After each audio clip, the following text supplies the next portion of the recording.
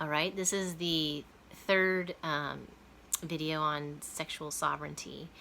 And so I came to the realization that for me to work at my most empowered, ideal way, I have to have downtime. I have to have time alone where I can get centered and be in my power, which means I need my own sense of space, which is that I need my own room, and that includes not wanting to necessarily sleep in the same bed with my partner every single night. I need breaks, and it keeps it fresh for me.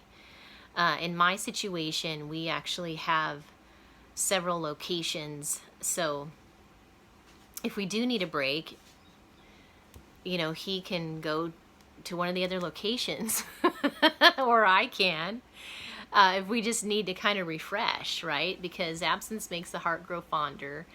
And I would rather keep things fresh and alive than just go into a whole doldrum day in and day out type relationship. I'm not interested in that. And I actually have an issue with indifference or ho-humness about relationship. I'd rather see my partner less and keep it alive.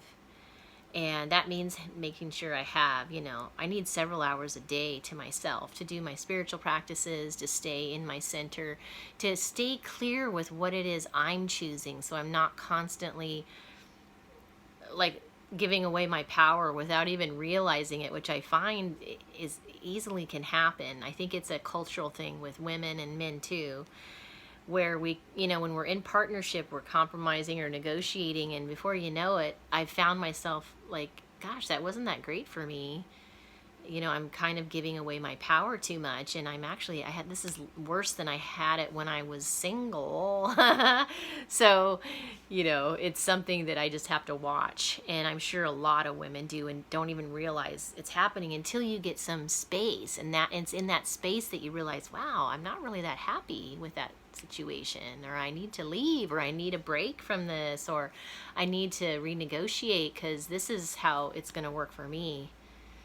And we're rigged just how we're rigged. We're not rigged the same, and it just is what it is. And as soon as I got clear with that, then I was more likely to just speak up and say, this is what I need for this to work for me.